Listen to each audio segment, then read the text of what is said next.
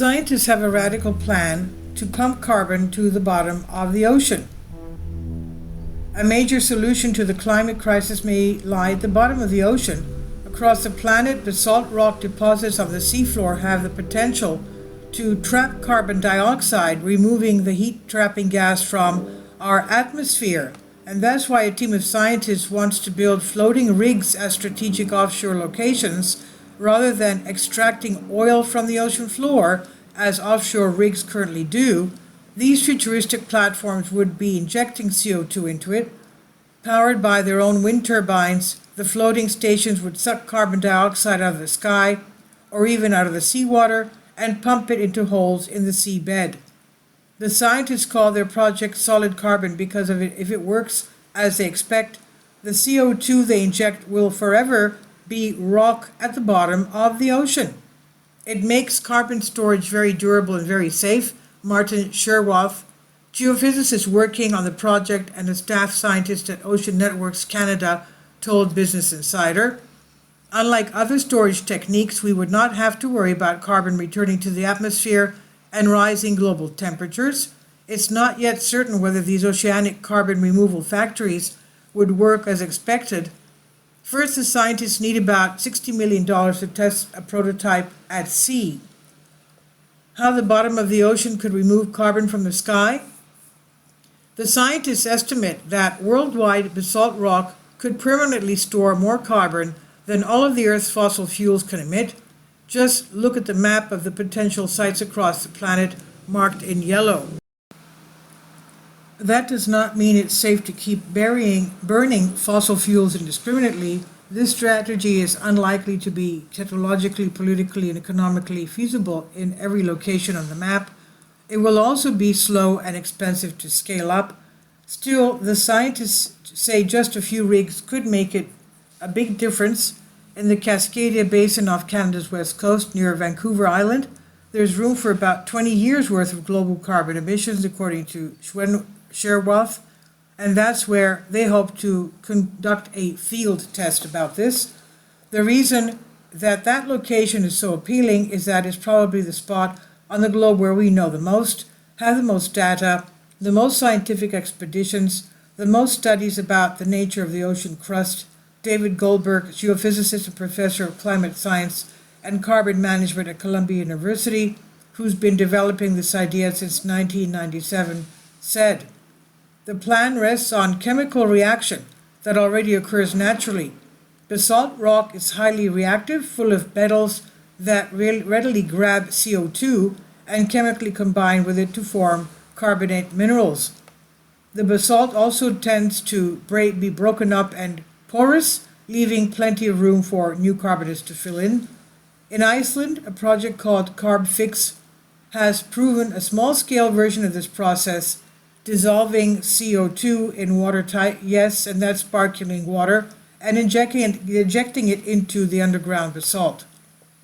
Within 2 years, the CO2 gas mineralizes, becomes rock deep underground. The final stretch of reversing climate change. These oceanic carbon storing factories would be a giant, costly undertaking, exactly the kind of mega projects we may eventually have to restore to if we want to cool the planet back to pre-industrial temperatures." Sherwoth said, "We have to come up with the money. I don't think there's a way around it."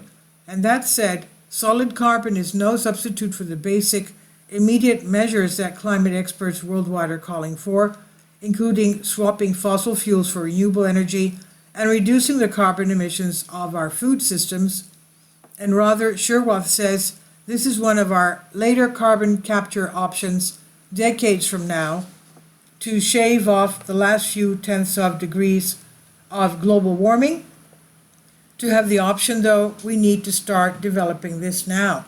And according to one report from the National Academies of Science, Engineering and Medicine, the world may need to draw down 10 billion tons of CO2 each year in order to reach net zero emissions by 2050 and have any chance of restricting global warming to the targets set forth in the Paris Agreement.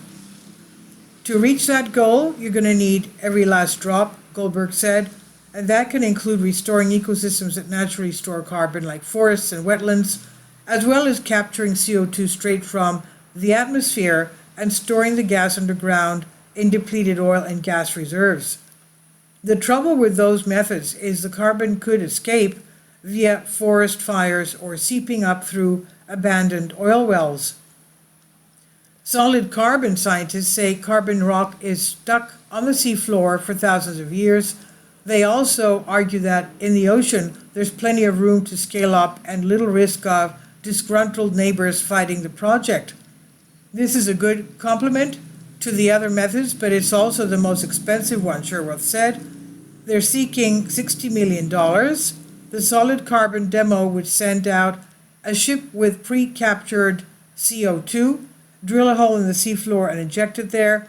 They would use an existing cable network to monitor the site and check for any escaping gas.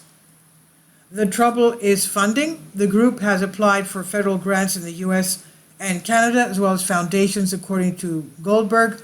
So far, they've been unable to secure the $60 million they need to run the pilot. Goldberg suspects that it's partly because there's no clear way to make money from capturing carbon and shooting it into the bottom of the sea.